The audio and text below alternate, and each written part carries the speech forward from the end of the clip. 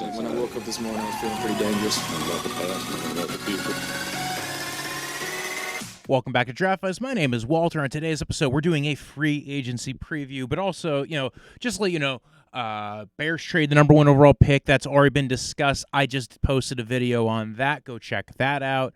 But also, a lot of crazy stuff's happened the last 3 months since the end of the season kind of really got underway.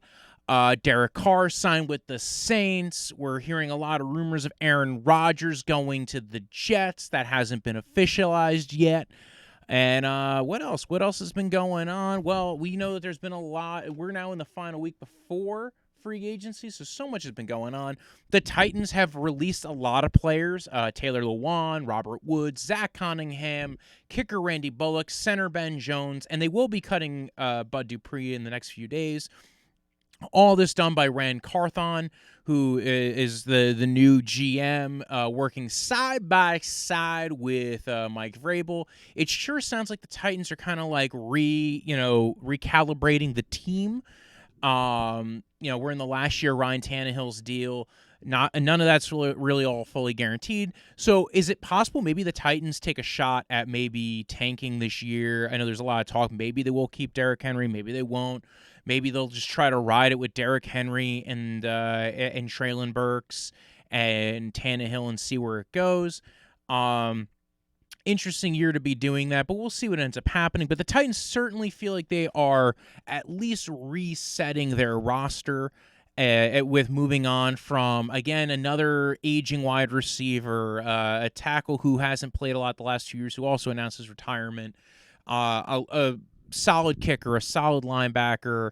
Ben Jones was maybe the most surprising one. And then, honestly, an edge rusher who I think has been was always kind of a questionable signing given he was coming off an ACL and they gave him such a big deal.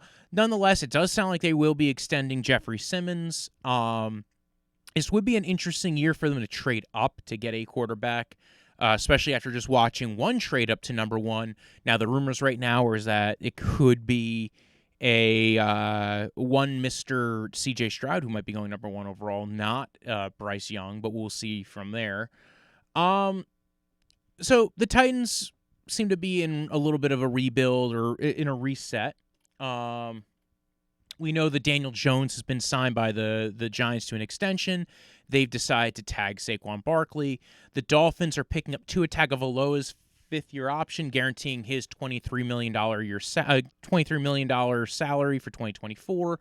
That one doesn't surprise me that much. When you look at how Tua played this year and where quarterback contracts are going, 2024 will probably be like $23 million, $24 million won't be that much for 2024.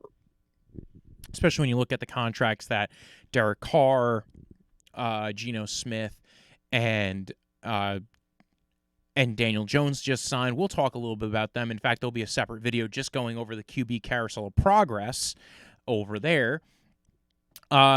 But again, Tua, I think, played really well. There's always the injury concern with Tua, especially coming off multiple concussions. I do think the Miami Dolphins will sign a high-end backup, whether it's a Baker Mayfield, a Jameis Winston if he gets released, and Andy Dalton. But I do think they need a strong-arm quarterback to back up Tua, somebody who can throw a deep ball way better than Teddy Bridgewater can. And also, I just think Teddy Bridgewater did not really show a lot of value as a backup, considering every time he was supposed to be playing, he kind of was also on the injury list as well. The Steelers have informed William Jackson that he's being released. This will save $12 million in cap space for them. Chase Edmonds is being released. He's going to be saving Denver about $6 million against their cap, as well as Ronald Darby, who will probably be another $12 million against their cap. I think Darby, again, starting to get a little bit older as a corner. I think now he's going to probably just be a little bit more of a, a reserve or a backup for some teams, but we'll see where he ends up landing. The Vikings have waived Cam Dantzler, who started 9 games for them last year. Kind of an intriguing player to be moving on from the Vikings. They seem to be resetting their defensive roster, also moving on from Eric Kendricks. Was it Eric Kendricks, or are they moving on from... They're also moving on from Adam Thielen. So yeah, they seem to be in a little bit of a restructure of their defense. The Seahawks released veteran guard Gabe Jackson. That clears $7 million in cap space, or 6.5 really. The Eagles are expected to re-sign Brandon Graham for a 1-year deal. Looks like it might be around $6 million. The Ravens are expected to trade safety Chuck Clark to the Jets in exchange for a late draft I think it was like a 7th-round pick in 2024. The Jags have officially released Shaquille Griffin, saving $13 million in cap space. That's a big deal because I think that's another corner that'll be on the market. He was actually pretty good for them for the time that he was there, but I also think they're looking to kind of move beyond that and try to free up some cap space in some ways to be able to, keep Evan Ingram, who they franchise tagged, to be able to reset the roster in the way they want to do it. Remember, Shaquille Griffin was signed mainly as part of the Urban Meyer administration. Robbie Anderson was released by the Cardinals. He was a guy who's been kind of kicked around back and forth. Derek Carr signed a 4-year deal for $150 million. There's $50 million in guarantees, but there's a lot of structures to it, very similar to his Raiders contract. So I'm going to do a quarterback-specific episode after this that's going to go into the Geno Smith deal, the Derek Carr deal, and the Daniel Jones deal, so keep an eye out on that. But again, each of those guys have signed different contracts.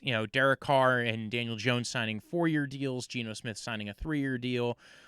We've officially gotten word that the Chiefs are not the Chiefs are releasing Frank Clark. So he's going to be a free agent as well. Orlando Brown did not get the franchise tag. It does sound like they're still negotiating with him.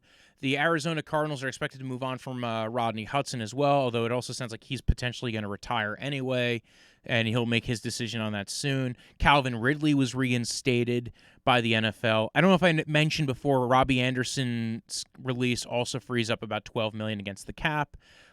It makes sense. It sounds like they're moving on from a lot of the receivers in that room. Robbie Anderson's a little bit older. DeAndre Hopkins is a little bit older. It sounds like Kyler Murray might not be ready for the start of next year. So it might be a good time to kind of reset your roster, maybe get some picks going forward, be able to really reset for Gannon in his new regime. There's a lot of talk that the Rams are going to try and trade Jalen Ramsey. A lot of rumors that they might try and get a first-round pick for Ramsey. They've had some legitimate interests, according to Rap Sheet. Let's see. Rams released Leonard Floyd. He will add to a pass-rushing free agency that seems to be the strength of this free agent class, along with Bud Dupree, who, as I mentioned before, will be released by the Titans, although I don't know if it's official yet. The Titans are shopping Derrick Henry, according to Mike Silver, but that has not been confirmed. There's been some disputed reports on that. I think Dan Granziato said they aren't. Dupree's release will free up, I think, about $17 million. The Jags are expected to they already released him. Vikings released Eric Kendricks. Rams are giving Allen Robinson permission to seek a trade. That's kind of a big deal because if Allen Robinson does get traded, again, it feels like that was a mistake by the LA Rams last year. They let Austin Corbett go in free agency. He was a big guard for them, and he ended up signing a similar deal to what they signed Allen Robinson for. Imagine if they don't sign Allen Robinson, they keep Austin Corbett. Their offensive line probably plays a lot better last year, and maybe Matt Stafford doesn't get as injured. There's a lot of talk. Right now, there's a lot of movement and trade movement along the lines of the LA Rams. There's a little bit of talk, I think, on the Pat McAfee show about maybe the Rams were looking to trade Matt Stafford. I'm not sure. That came from Lombardi. Sometimes his stuff's very useful. Sometimes his stuff's not. Bucks plan to release Leonard Fournette when the new year begins. The Bucks are also expected to release left tackle Donovan Smith. I don't know if they've officially made that official, but that's another one. He turns 30 in June and has a cap value of $17.9 million this year. I already mentioned Levante David's kind of going into free agency. Jamal Dean's going into free agency. So that's a lot of guys who, the Bucs will be losing. Cam Brate's been another one that I think was talked about as being released. Commanders have already released Carson Wentz and Bobby McCain. The Commanders are relieving about $26 million of their cap space by releasing Carson Wentz. The Browns will release safety John Johnson III. So 2 things. One, you have another safety on the free agent market, which again seems to be a pretty common theme from year to year. Maybe he goes back to the LA Rams. Maybe he goes to the Lions to join up with a guy who with the front office there, who some of the guys there were a part of the regime in LA that helped drafted John Johnson III. The Browns will probably be in the safety market in free agency. We'll see who they end up adding. They added a lot of coaches. They added veteran coach Bill Musgrave as an offensive assistant because they lost their QB coach. He went down to Arizona to be the offensive coordinator. The Falcons have already released Marcus Mariota. That was kind of expected, especially when he basically disappeared when he got benched and didn't come back to spend time with the team. That freed up about another $15 million in cap space. The Lions have released Michael Brockers. That move created about $10 million. And they actually got a lot more play out of a Lynn McNeil this year. I think that team's going to be making a huge step forward, especially if they can get the back end of their defense fixed up, maybe get another pass rusher in there. I think the Lions could be a really big contender this year. The Rams released Bobby Wagner. They did have trade talks. Bobby Wagner freed up a little bit of cap space for them. Let's see who else. I know Aaron Jones has restructured his agreement. That freed up a little bit of cap space for them. Miami Dolphins signed Fangio as their D coordinator. The Colts had signed Steichen. I think this is all of the that comes down to, I believe, a lot of the stuff that has happened so far free agency-wise, as far as clearing up cap space, fixing up stuff for going forward. As you can see, there's a lot of different teams that seem to be on different paths right now. The Broncos, they add Sean Payton to be their head coach. They trade away their first-round pick so they can get Sean Payton. Frank Reich joins up with the Panthers. Again, I'm going to do a quick video on my feelings on all these coaching hires and all the quarterbacks where they may possibly land if they haven't landed somewhere yet, and how I feel about their current landing spot as it is. The Jets hired Todd Downing, and I think that was part of their pursuit of Derek Carr, just like they hired Nathaniel Hackett, who I think was a part of their pursuit of Aaron Rodgers. They did give it time with Carr, but I think they definitely wanted to get Rodgers, and they wanted to keep in the Aaron Rodgers race. Might bite them in the behind, but then again, you got to realize Rodgers is that much better of a quarterback. One more note is Jonathan Taylor did undergo ankle surgery this offseason, so I think that's going to be kind of a deal. I don't know. We'll see what ends up happening. As long as he kind of recuperates from it, I think it's fine, but it is something to note. Overall, man, you look at this free agency, and offensively, it's not a great season for free agency. You look at the wide receivers, there's Jacoby Myers. Deron Payne got hit with some defensive guys, but a lot of the D tackles got hit with. You got like Deron Payne who got hit with the franchise tag. Javon Hargraves will probably be a free agent. He is a free agent coming up, at least next week. Although you never know, maybe the Eagles decide to walk it back with him. They always seem to be a team that people do like going back to. They are getting back Brandon Graham. It sounds like Jesse Bates is going to be a big one in free agency. Jamal Dean, Levante David, as I mentioned before.